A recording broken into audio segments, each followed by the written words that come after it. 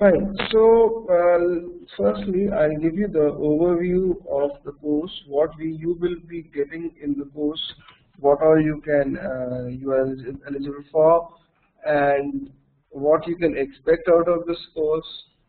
What will we be learning, and uh, what the future support and all everything. I'll tell you everything. Right. This is my website qtpselenium.com. I've not put the information about QTP as of now. It is coming in a month, right? But for Selenium, I have all the details. So, right, Selenium is very vast. Okay, it is very vast. It's got Selenium RC, Webdriver, IDE, Grid. Okay, so first I'll give you a brief overview about this tool, how this tool has evolved over a period of time. Then I'll tell you what we will do in the course, and we can have a small question and answer session as well. Alright, so initially around 6 years back when I saw Selenium, it's a very old tool. Okay, it's not new, it was there in 2006 and 5 as well, but nobody used to use it at that time. Okay, when I saw it at that time, there were 3 components in it. One was known as RC, then IDE, and Grid. This was Selenium 1. Okay, now who made Selenium? A company called ThoughtWorks made Selenium, and it's a free tool.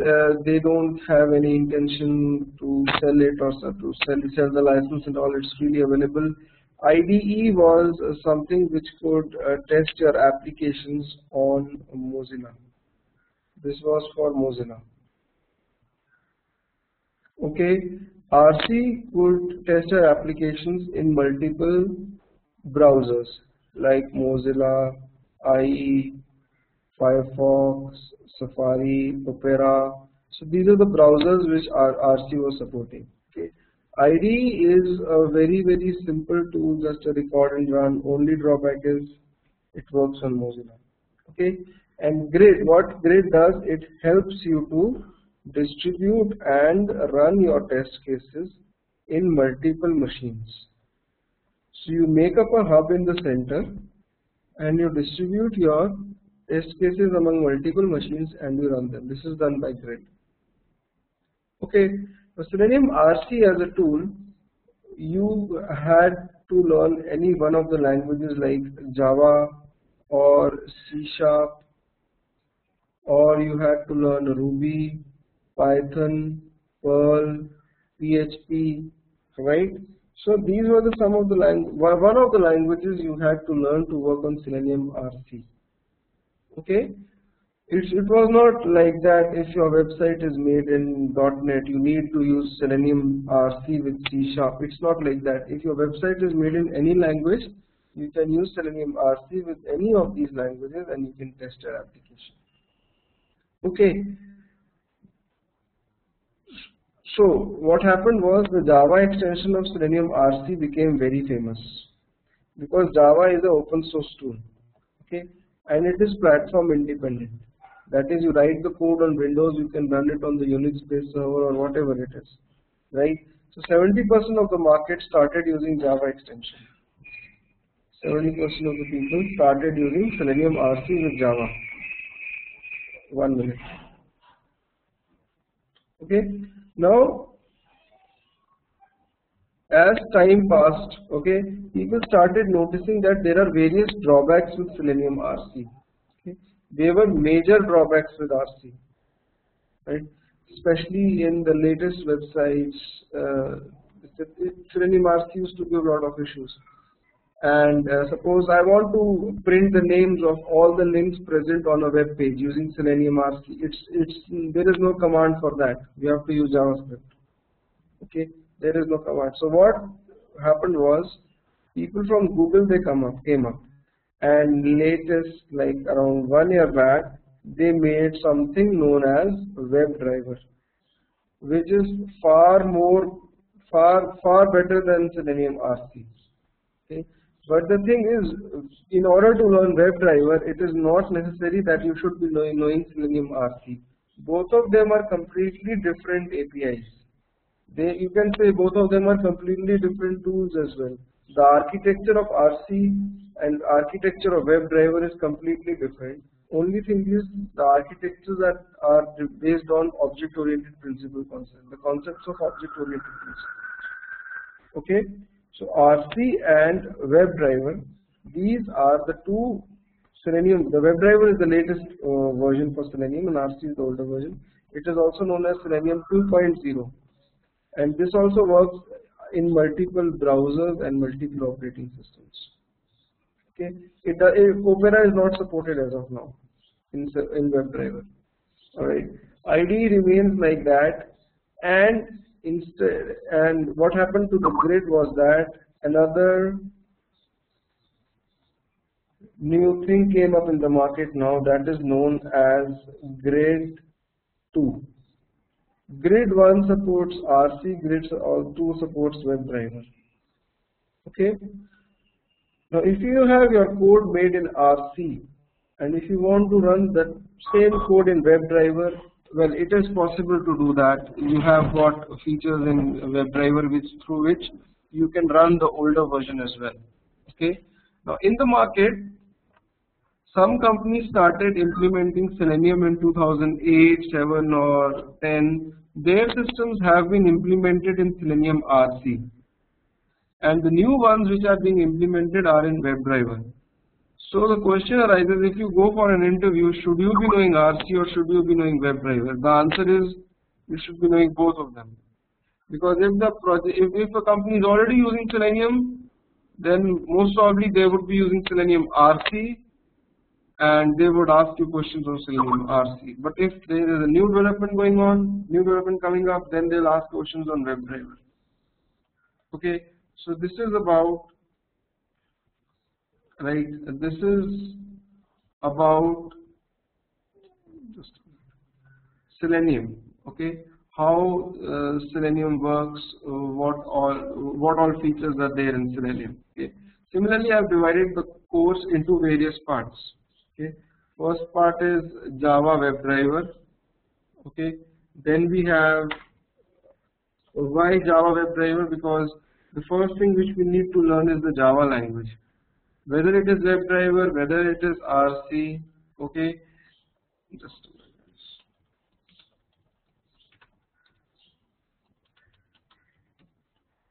a minute. Okay, whether it is Java, whether it is WebDriver, okay, or it is Selenium RC, you need to learn, you need to have the basics of Java language very clear. If you think that you can do without Java language, then it's not possible. And some people, they come to me and tell me that fine, I have got some partial knowledge of Java, I know some little bit of Java. Little bit of Java will not help you. Okay, you have to be proficient in it. Because when we write Selenium code, we will be writing the code inside this Eclipse IDE for Java. Okay, so that's how we will go. Now in this course, what I have done is I have divided the whole course into 35 modules. Okay, there are 35 modules in the course which cover all these topics: Java WebDriver, Selenium RC, how to do flash testing with Selenium, Swin and Maven, database testing, Grid 2 and all everything. But in the course for around 20 to 25 hours, it is not possible for me to cover so many topics in detail. Right? So I have made videos on all the 35 modules. The videos, they are over 70 hours in duration. Right? Along with the training course, you will get access to the videos as well. Fine. In the training, I'll just cover the Java WebDriver part. I will teach you Java, I'll teach you WebDriver, I'll teach you how to build frameworks with WebDriver in the end. Right? You will be studying how to build a data-driven framework, how to build a hybrid framework. Fine. And in case you just want the videos, you don't want to go for the training, you can also go for that. You have a different plan and different price for that. All right. So let's start with the course. Before I start, I just want to ask you, is anybody having any question regarding the course in his mind?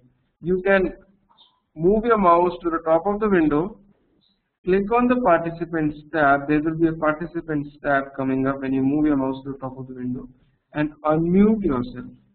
You can unmute yourself and you can speak up if you have any questions. Otherwise, please be on mute. It will help us in actually reducing the noise during the session. Okay. Why am I considerate about reducing the noise? Because I am recording the session. Fine. After recording the session, I will give you the recorded session for today. Okay. Along with you will be getting two kinds of recorded sessions in this course. Okay. There will be two kinds of recorded sessions. One are the pre-recorded sessions for the which I have already recorded. Okay. You will have a lifetime access for those pre-recorded access videos. Okay. One set of videos will be the videos which we make during the training class. Okay. You will have access for around 3 months for those videos. Okay. These videos which we record every day in the training class will be gone after 3 months.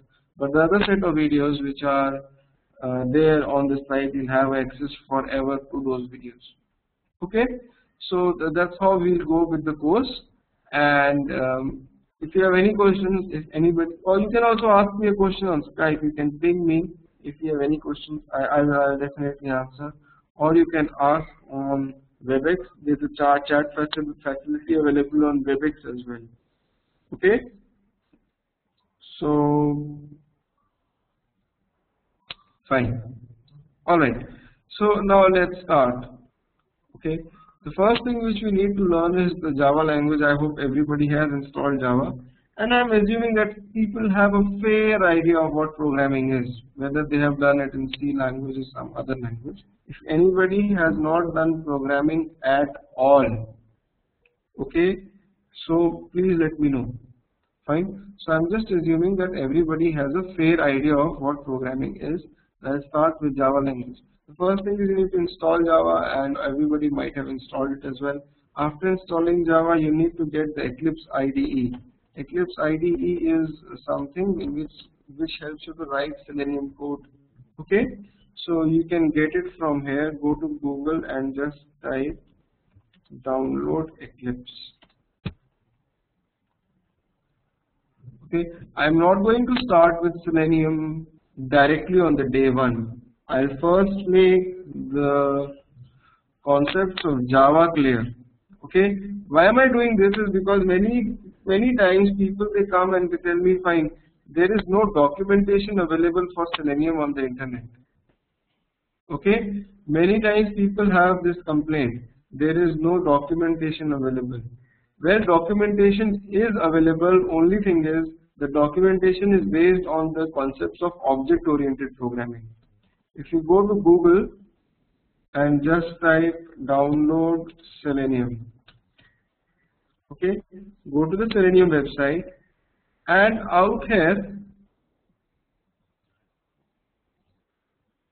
for the Java client driver of Selenium, okay, this is the Java doc. Java doc means the Java documentation. If you open this documentation, this is the Java documentation. It is very nicely documented over here. Only thing is people don't know how to read it because it is a little bit technical in nature, and it involves the concepts of object-oriented programming.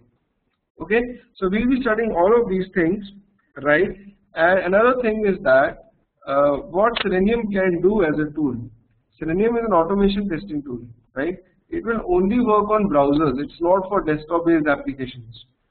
If I have to check how my website is opening in, say, Mozilla browser or IE browser or Chrome browser, I can test it. But if I just want to test a Windows-based calculator, I cannot test it using Selenium. Using QTP, you can test Windows-based applications as well, but using Selenium, you can only test web-based applications. Okay, so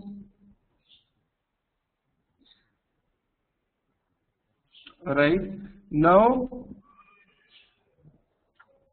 as far as this thing, what do you say? The latest version of Selenium is concerned, it is 2.21. right now. It is the Java WebDriver. Okay, so Selenium will only automate your browsers. If you go to the home page of this website, then the first line is Selenium automates browsers.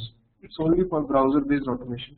Even somebody might have learned about the Android driver and the iPhone drivers which have come up in the latest version of Selenium.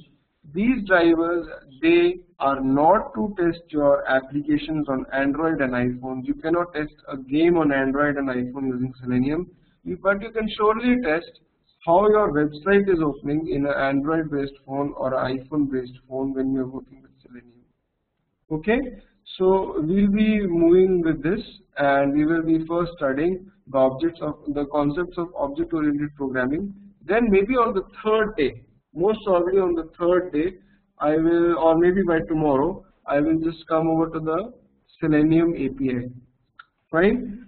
So let's start with the Java language. As I told you, you need to download Eclipse. You need to go to this page, eclipse.org/downloads, and download this version, Eclipse IDE for Java EE developers, depending on your Windows, whether it's 32-bit or 64-bit. Okay, you download it and you will get it out here like this. You get Eclipse folder, you extract it, and you have this. This is eclipse.exe. Eclipse never comes as an installable. You just have to double click on it and it will open. And I just open up one Eclipse instance right now. So okay, this is the Eclipse, and this is the workspace launcher. That means the path where you will be storing all the Java code, right? So I'll make a new workspace called first May. So that whatever code we make in this whole classroom session is stored in this. Fine. So click on OK, and I've created a new workspace, and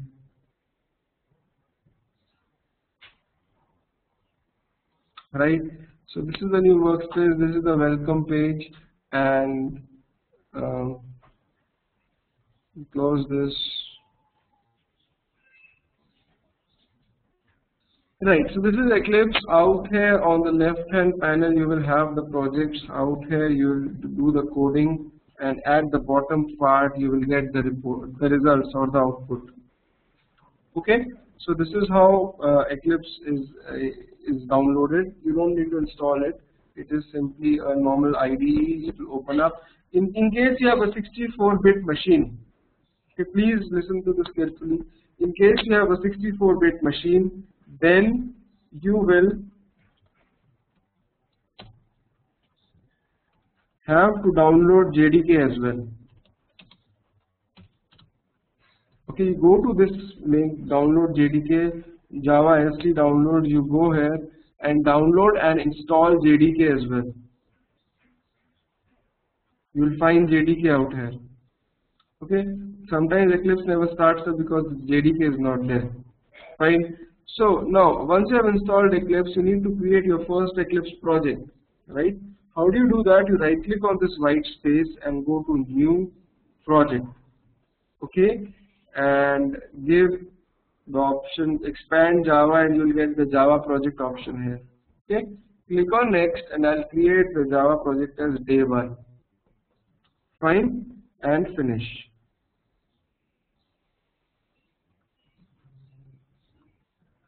So you have this Java project day 1. Inside it there is a source folder and JRE system library.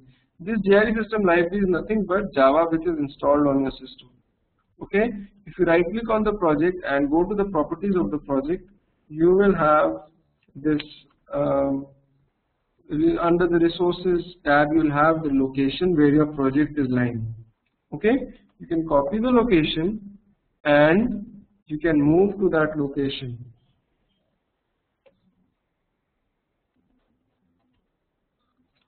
Right? At this location, this is the day 1 project. Right? Under it, I am seeing various things like a folder with dot settings, bin, source, class path, project. Okay. Out of which only the source folder is visible inside Eclipse. Okay. Inside Eclipse, only source folder is visible. right? So just a minute, guys.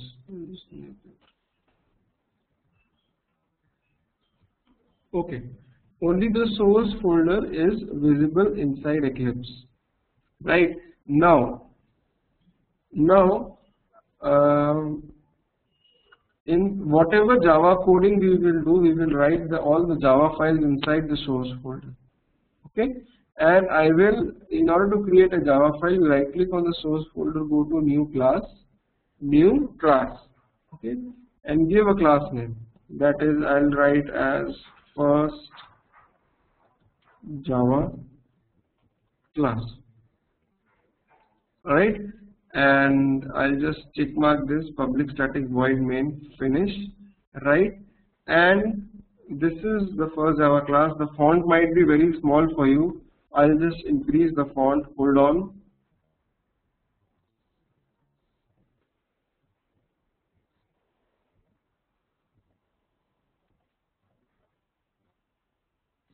Alright, so I think it will be visible to you.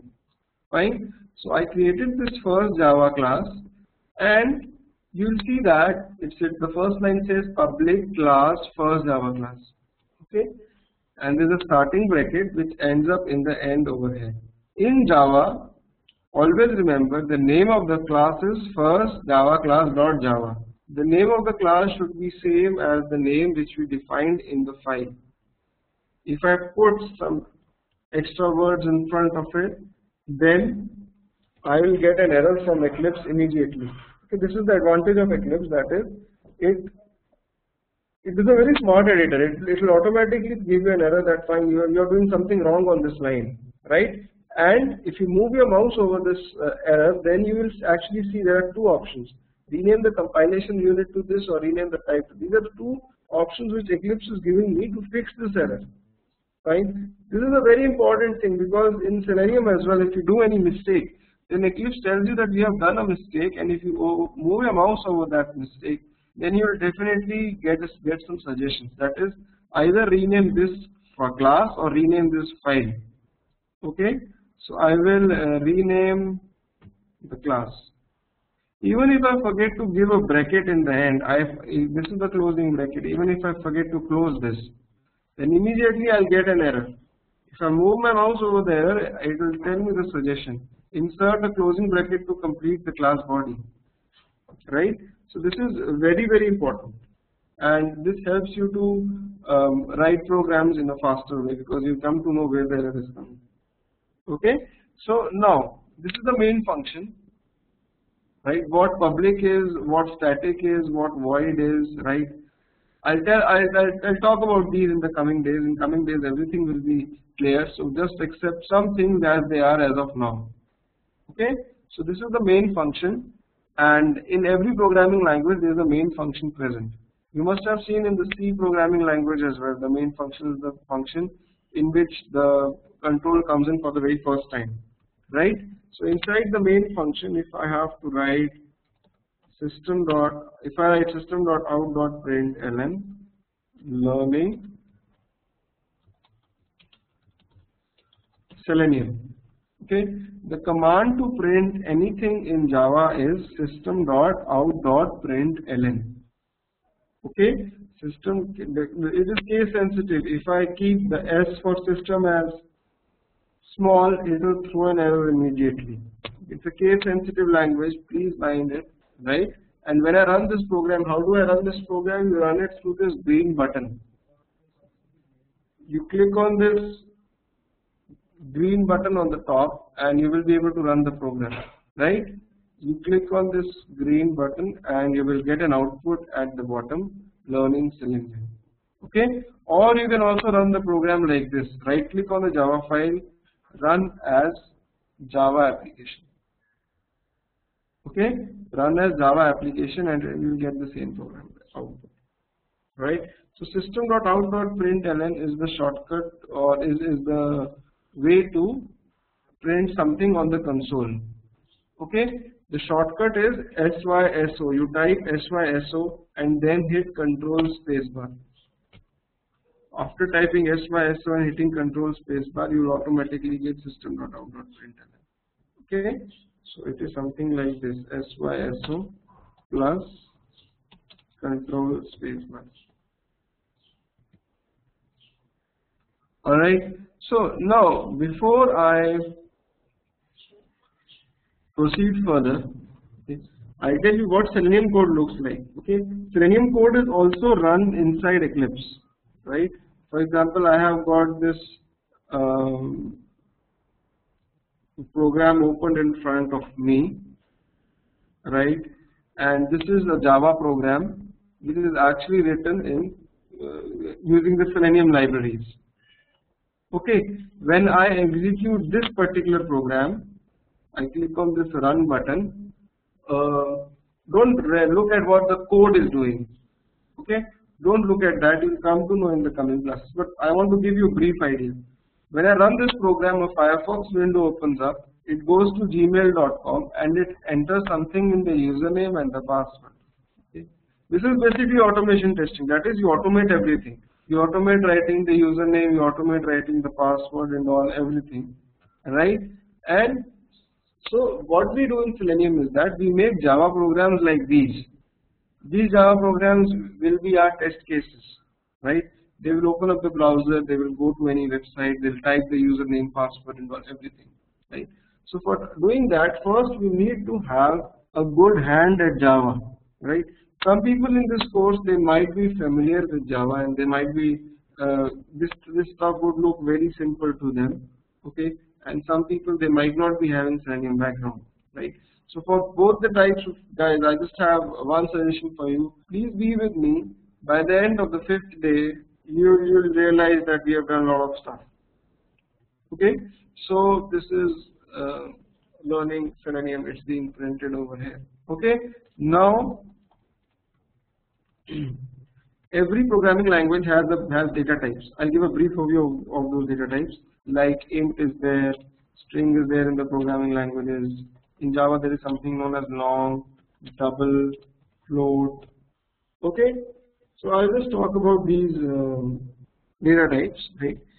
You must be knowing about them, but I'll just talk about few differences and when where each one of them is used. Okay, suppose if I write int a equals to 100, then what happens is that in the memory there is a variable a which is formed which stores the value 100 inside it. Okay. Similarly, I can write long b equals to 200l. When you define long, you have to write l inside it. Okay. Both integers and long, they can only store integers. Both int and long, they are only used to store integers. Fine. Now, why integers? Well, it's simply because. Sorry, why integers only? Why not decimal numbers? You cannot store decimal numbers in it. I cannot write a equals to 49.55 in the next line. I'll get an error. I can just store non-decimal numbers in both of them, right? Then what's the usage and what's the difference between int and long? The difference is in the size. Okay, int is around 32 bits and long is around 64 bits. What do you mean by bits over here? It is that when the number is stored in the memory, it is stored in the form of 0110 format, right? So there are 32 bits allocated to int and there are 64 bits allocated to long, right? Sometimes when you are testing an application, suppose you are booking an online flight for yourself, right? In the end, you get the order confirmation number, which is a numeric number, and that is a big number and it cannot be put inside an int. At that point of time, you can use a long and put the number in long data type. Fine. If you have to store decimals, then it is something known as double is present. You can write a double b equals to 484.43. Okay, so this can store the decimal values inside it. Double can store decimals. Int and long can store integers, right? So another thing is known as string.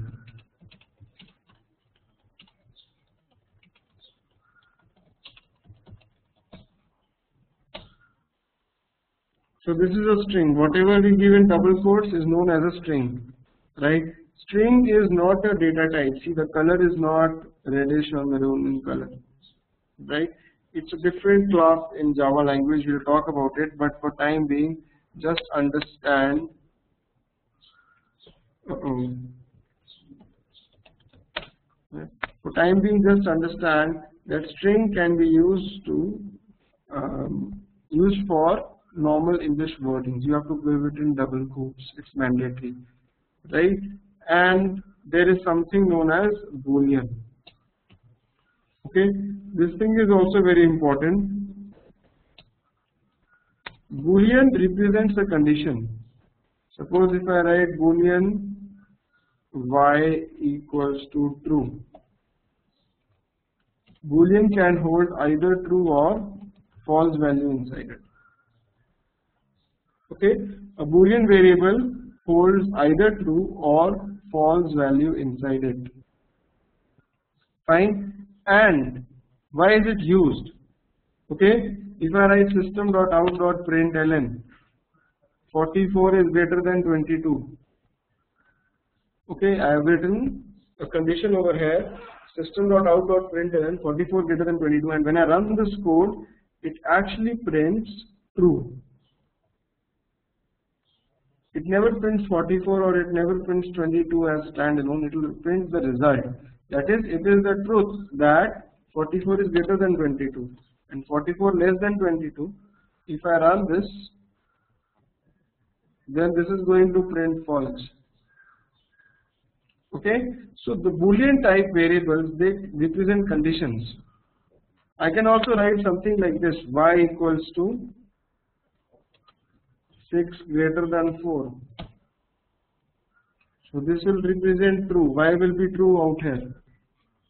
So the Boolean condition is used in everything, in loops, in statements, in for loops, in regular programming, to detect if the element is present on the page and all. So there are some inbuilt functions in the Selenium API as well, which return you a Boolean data type. Okay, so Boolean is quite important and it is used a lot, right? For example, you can use Boolean in if statements.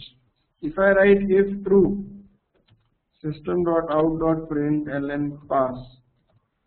So when I run this program, this will just print pass, because the condition inside the if statement is returning you true. I am assuming that everybody has a fair idea of what an if statement is. Fine. Now I can write over here int say q equals to 100 and int w equals to 200, and I can give a condition. If q is greater than w, then print pass, or print q is greater. Okay, when you run this program, this never prints q is greater because q is less than w. So you can use an else statement over here like this: else system.out.println w is greater. Okay, so when you run this program now, this prints w is greater, right? So you have to be a little bit cautious as well while using if statements. Many times people forget this curly braces and all, and they fall into error. So you have to be very careful about the curly brackets and all, everything. Okay. Now, if along with if I have to print q is greater and I want to print the value of q as well, so you have to use the concatenation operator in Java. You can write q is greater plus the value of q, and w is greater plus the value of w. So this will print q is greater 100, w is greater 200, something like this. So when you run this program, it prints w is greater and it prints the value of w as well, right? So with the concatenation operator, you can concatenate the value. Don't give the value in double quotes, or what will happen, w will be printed as it is. Alright, so I see many people doing this mistake. Right? Please give double quote. Please do not give double quotes over here, and you'll print w as it is, and you'll print the value which is present inside the w this way. Fine. Now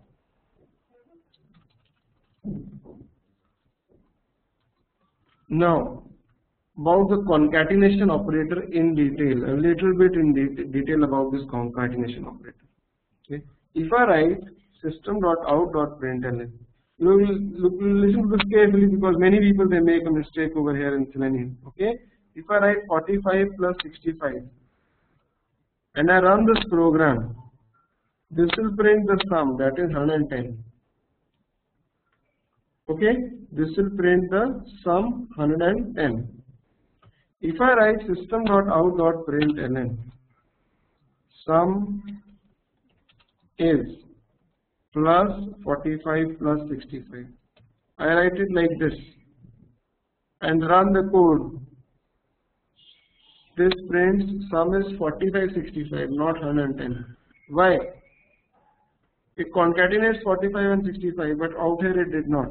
This is because the execution, always remember the execution starts from the left side. First, this part is concatenated with 45, and then the whole thing is concatenated with 65. Alright, if I had written something like this, 45 plus 65 is the sum. Now this will print 110 is the sum because the condition will start to evaluate from the left side. Okay, when you run this, this will print 110 is the sum. Right?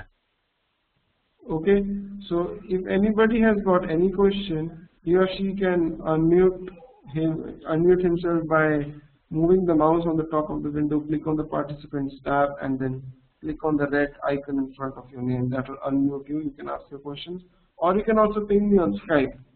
Whether you have question related to the current session or the coming sessions, whatever it is, right? Please feel free to ask. Fine. So hold on. I should go to the invisible so that if anybody pings me, I'll come to know. Okay. So now,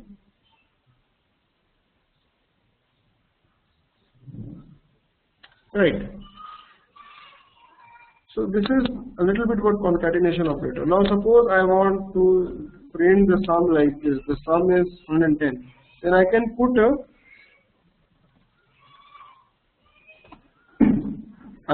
a round bracket. Okay, I can put a round bracket over here around 45 and 65, and when you run this code now, this will print sum is 110. Okay, so because the bracket is evaluated in the very beginning, bracket has got the precedence, the bracket has got the upper hand, right? So this is a little bit about Java. This is a small Java program in which I told you most of the stuff which you would be knowing. I just gave you a refresher, what data types are, what Boolean value is, what an if statement is, what a concatenation operator is, because these are very small things. You will be requiring and you will be using these things at every stage, right? Now, if you talk about the language Java, why is it used with Selenium? Okay, I'll just go into a little bit of a technical thing, that is how Selenium was made. Okay, now Selenium is purely, the core engine of Selenium is purely JavaScript based. JavaScript language is not same as Java language, it's a scripting language. The core of QTP as a tool, it's made in VB scripting language. These scripting languages, they are very, very powerful languages. Okay, they have, you can do anything with these languages. For example, I think I have the code on my desktop. Just a minute, hold on. Yes, I have it. Right. For example, I have made this JavaScript file test.js. This is a JavaScript file. If I open it with TextPad, then you will see some code like this. This is some JavaScript code. Okay, don't try to understand this code as of now. Okay, but when I run this JS file, to execute a JS file, you just need to double click on it. When I double click on it, it takes me to this website. Right, I'll just close all the Mozilla browsers again, and when I double click on this JS file, what happens is Mozilla opens up and it takes me to a specific website. Right, so the core of Selenium, whosoever made Selenium, is actually made in JavaScript. There are JS files inside which get executed. They open the browser and all everything. Okay, but the drawback of this JavaScript is that if I tell you to write a JavaScript code, or if I try to write a JavaScript code myself, it is very difficult to debug it. Debug in the sense, it is very difficult to find where the error is coming if any error comes up. Because generally the JavaScript code is written in an editor like this, not in Eclipse. You can also write in Eclipse, but Eclipse will never show an error. For example, in Eclipse, while writing the Java code, remember Java and JavaScript are different, they are not same. Okay, if I write the Java code, then I may make a mistake, Eclipse immediately tells me the mistake. But in case of Java, you don't know the mistake. This is the in case of JavaScript. So this is the major disadvantage of JavaScript, that is, it is very difficult to debug. You don't come to know where the error is coming, right? So what these guys did, the guys which made Selenium, they made the core engine in JavaScript. Okay, and then they developed an interface. Okay, and they made the feature available, that is, using any of these programming languages like Java, C#, Perl, Ruby, Python, you can call the commands of this JavaScript engine through this interface. Okay, so that's why Selenium is available in many programming languages. In the end, it is JavaScript code which is getting executed. Okay, these are the JS files which get executed. Right? Otherwise, the code is made in JavaScript. Now it's an open source tool. If you want to modify the code, you can do that, but you need to be a very good programmer for that. If I want to introduce my own piece of coding in this code, you can do that. Right? Okay? It is something like you buy a car, right? Engine of the car is fine, it's there, it's been given by the company to you, but anybody can drive the car. Okay, it's like that anybody over here are different programming languages, right? And if you want, you can do some modifications in the car as well, which people do sometimes. You can get some alloy wheels, some cool fittings inside the car, right? So that thing is also possible with Selenium, right? But basically, the core of automation testing is always done in scripting languages, in QTP as well. Okay, if I don't want to use QTP as a tool to automate my websites, I can make a simple VB file, VB script file, VBS file, which will open the browser and do the testing. But what HP guys did, they made a good interface known as QTP. Okay, which had a very good user interface. It had got a lot of features, cool buttons and all, everything, which make your work very easy. But behind the scenes, this is a VB script command which gets executed. Okay, and if I show you, I have this VBS file as well, I guess. No, this is not there. I made it a few days back. Somebody was requesting me. Hold on. It's not there, I will not make it right now. Okay, but this JavaScript, I'll talk about this JavaScript. If I double click on it, it executes. Suppose if I make some mistake in this JS file, okay, I'll make some mistake in the JS file, and when I run this JS file now, I'll get an error like this. Now, understanding this kind of error and debugging it is very tough. Okay. That's why we have an interface like Java or something which can communicate with the JavaScript core of Selenium, and it can help you work with it. So that's why the Selenium is important, Java is important, and the object-oriented principles of Java are very important. Okay. Now, why does 70% of the industry uses Java? That's also one again a question, because many times people have a background in C# and they are forced to learn Java because everybody in the market is using Java with Selenium. Okay. The first and the major thing is that many times, at most of the times, you will require to run your scripts. Okay, if you automate suppose 5,000 test cases with Selenium, right? When you have to run those test cases, you run them on a Unix server or a Linux server, right? The Unix or the Linux-based server will not support C# or something, right?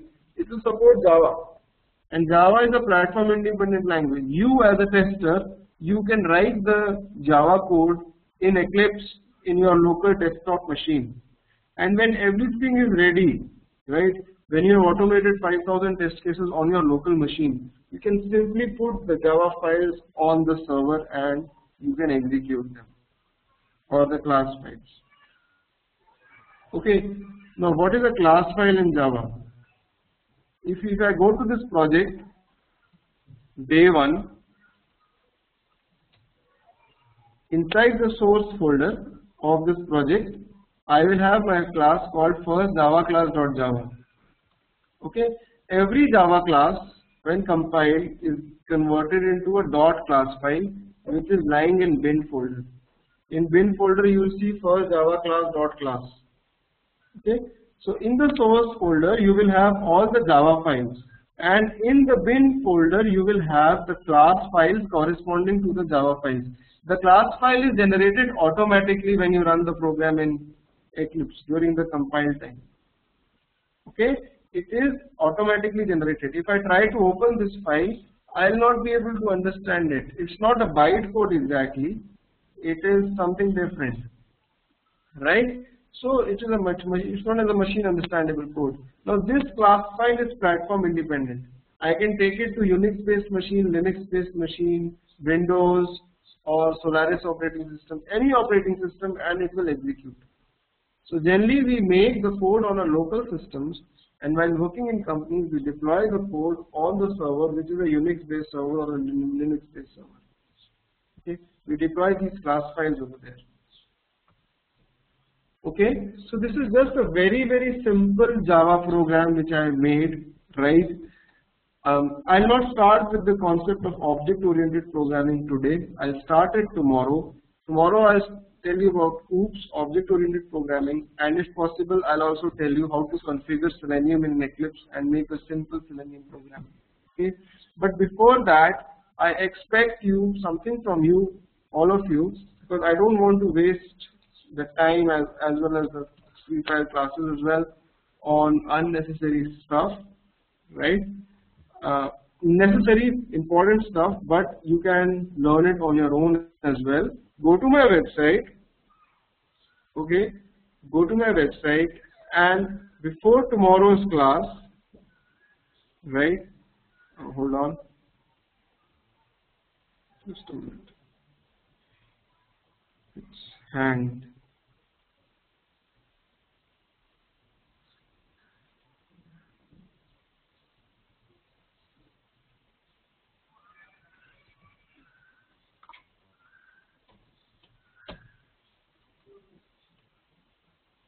Yeah, so the first and the second video are free for everybody. You can watch them. Okay, I covered a little concepts in first video today. Okay, but before tomorrow's class, come ready with the first and the second video. Okay, please watch the first 2 training videos before coming over to the class tomorrow, because these are simple things like arrays, loops and all. Okay, just give them a refresher. Please watch them, and tomorrow I will start with the concept of object-oriented programming. Okay, this is important because the core of Selenium, okay, the Selenium is complete. Selenium with Java is completely object-oriented in nature, right?